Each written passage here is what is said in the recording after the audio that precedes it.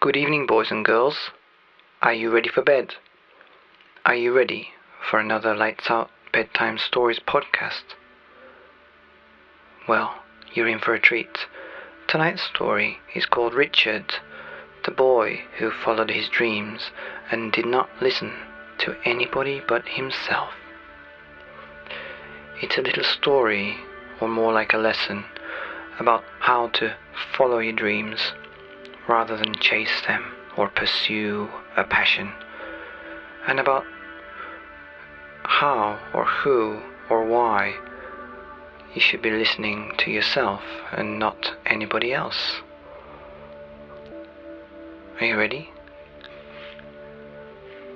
Once upon a time, there was a boy called Richard, and as he was growing up, lots of people were telling him lots of things. People were telling him what to do and why, and they were telling him who he was and why. And so let me give you some examples.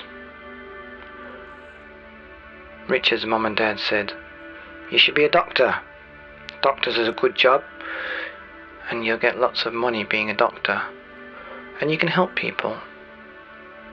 Or you could be a dentist or a lawyer, because they make lots of money too." But Richard didn't want to be a doctor or a dentist or a lawyer. To be honest, he didn't really know what he wanted to do, but he knew he didn't want to be a doctor, a dentist, or a lawyer. But his mom and dad kept on at him, and he could feel himself being pushed that way, towards those careers, towards those subjects that he had to study to get to that place that he didn't want to be. And then there were people telling him that he was handsome, and they liked his blonde hair. And there was people that said he was ugly, and they didn't like his big nose. And then there was his mom and dad who said he was lovely, just the way he was. And so there were all these people telling him all these things. And then one day, he met a teacher who told him something that he didn't really understand, which was, "Don't believe anybody, not even me." And Richard thought, what's this? A teacher telling me not to believe him, or my mom, or my dad, or my friends, or anybody. And so he asked the teacher, he said, "What do you mean, don't believe anybody? I've got to believe somebody, right?" The teacher said, "Yes, you should believe yourself. So why shouldn't I believe the people that are saying I'm handsome, or funny, or kind, or lovely, like my mom and dad?" And the teacher said, "Well, if there's two people, and you have to listen to one of them, and one of them said that you're really nice and kind and great and handsome and funny, and the other one said you're terrible and ugly and bad and boring, who would you believe?" Richard rolled his eyes and said, "Of course I'd believe the person that said I was nice and all the positive things." And then the teacher said, "Well, what's the difference between the person who said you're nice and the person who said you're not nice? Doesn't it come from the same place?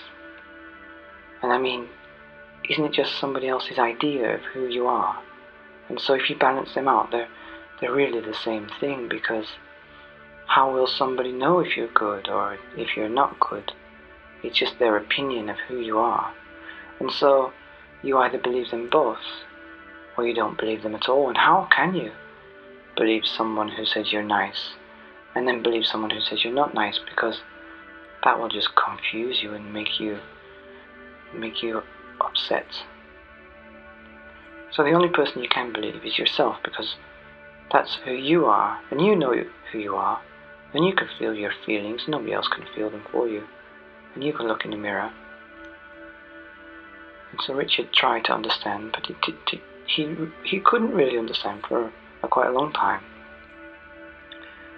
And he tried and he tried, and he tried not to listen.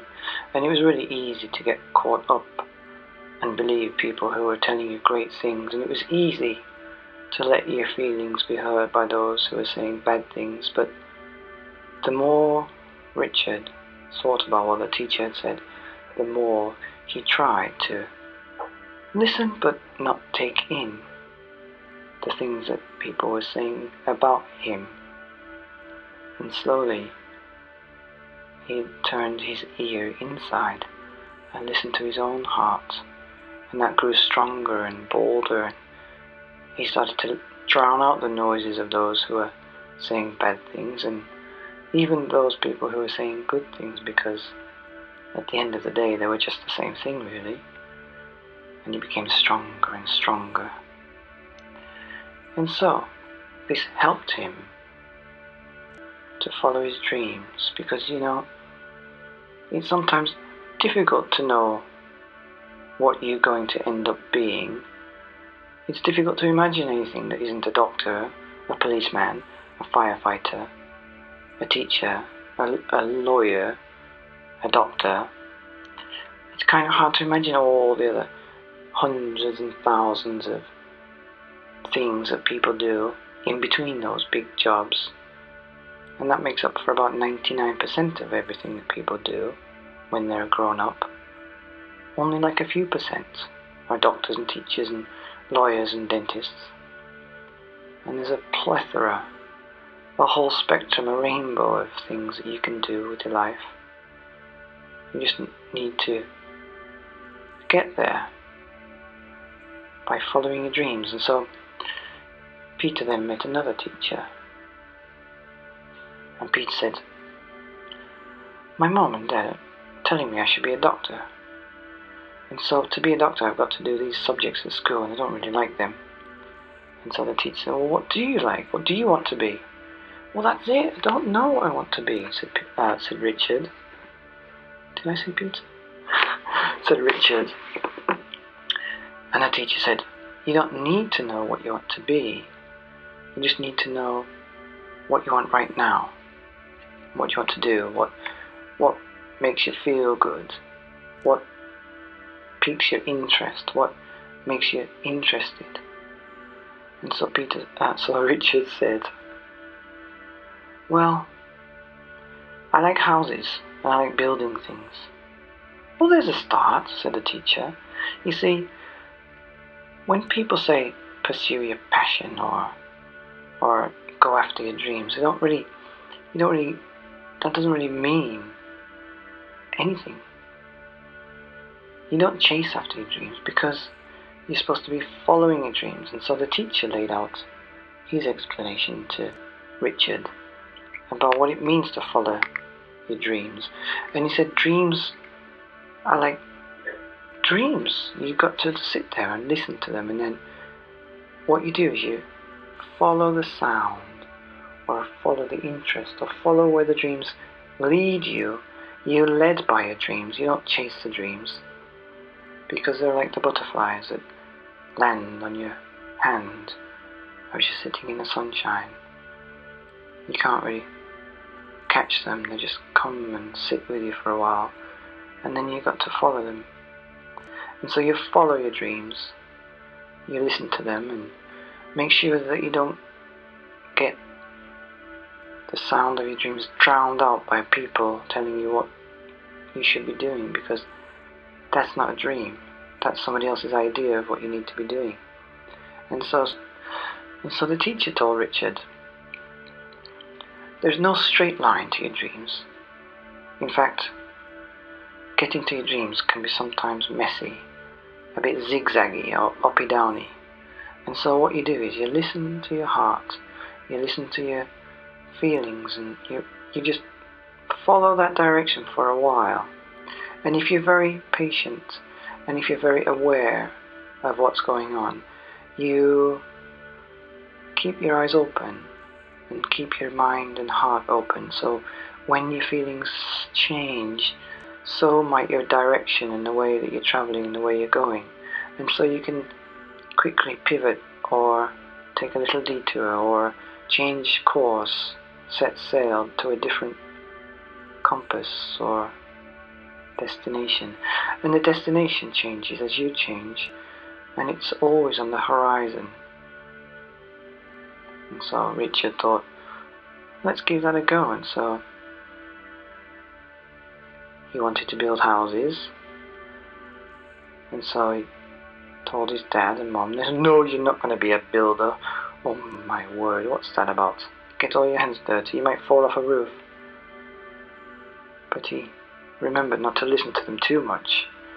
Now you can't just ignore people, because that's rude, but you can listen to them and acknowledge that you've listened to them. But it means maybe you don't have to take it and internalize it too much.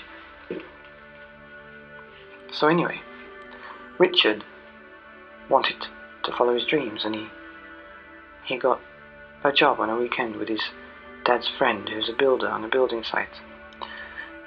And after a weekend of going up and down the ladders with bricks on his shoulders and mixing cement and concrete and putting down patios and measuring and cutting bits of wood and getting dusty and drinking pop,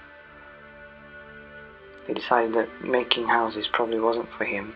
But he enjoyed the process of seeing things being built and turning up in the morning and going home having created something.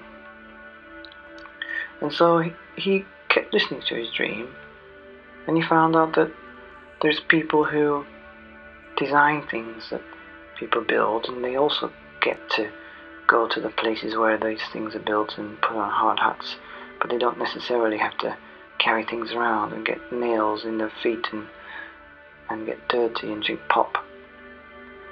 And so he knew he liked art as well, and he knew he liked maths, and he liked building houses.